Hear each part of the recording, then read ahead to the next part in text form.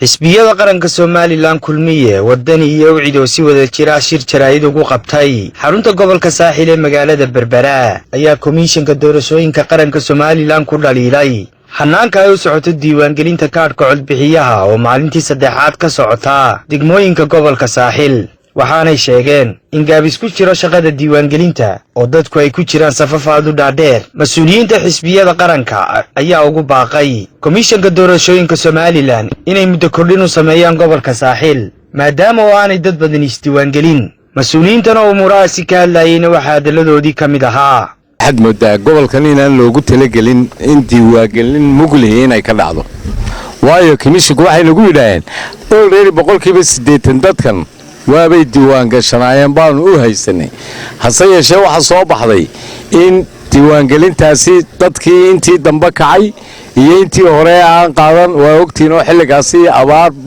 baan baa jirtay waxay xisaabiyeen xisaab runtii qaldan meelaha qaarkood iminka geellookadoo kale laalaysoo kale abdaaloo kale runtii culaysyada ka taagani waa mid aan macaneeyo kale waa waxyaabo aan runtii caqligaagu gelaynin oo ay hal sanduuq u dhigeen maalintii aanu joognay balligubadle ee komishinku tijaabadii horena tusayay dee ballanqaadkii kamay soo bixin baanu leenahay kamay soo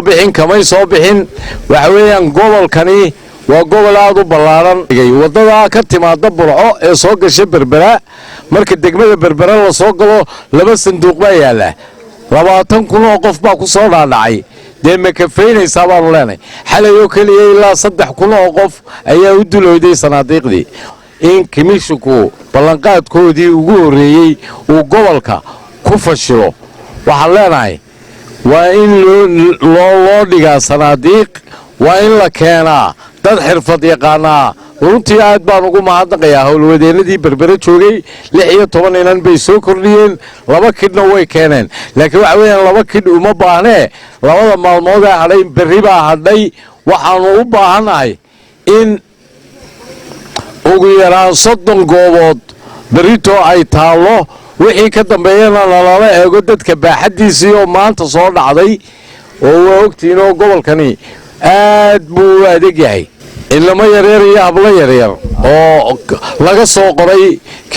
komishinku dadka wuxuu ka qoran jiray gobolka ayuu ka qaadan jiray waxa laga keenay ma garanayo si ay ku dhacday dad aan gobolka iyo duruufihiisa runtii la soconin waxa weeyaan habla caruura dhalay ayaa kuyuga shalayta laga soo saaray habla caruura dhalay oo qaan gaadhay ayaa laga soo saaray 19 jir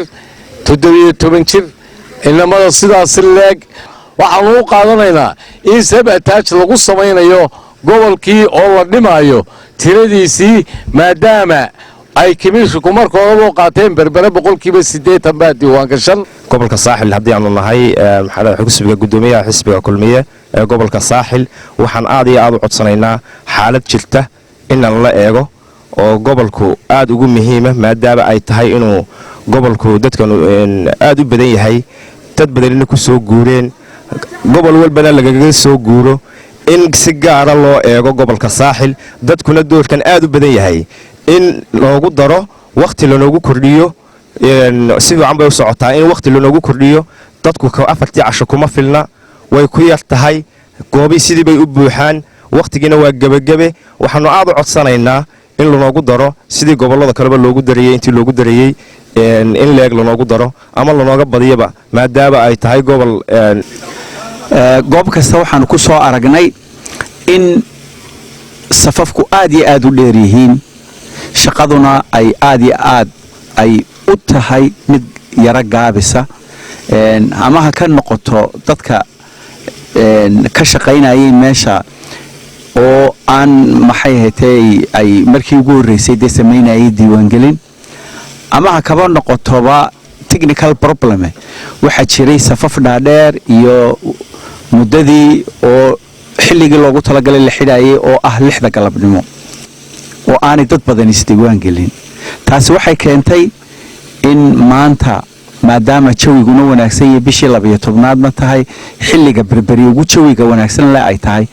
in ay dadkii dib u soo noqdaan oo doonaan inay isdiiwaangeliyaan waxaan ugu baaqayaa anigoo hoggaanka xisbiga ah waxaan ugu baaqayaa komishanka qaranka Somaliland madaxdiisa oo ugu horeeyo madaxa komishanku injineer Cabdirashiid intii gobolada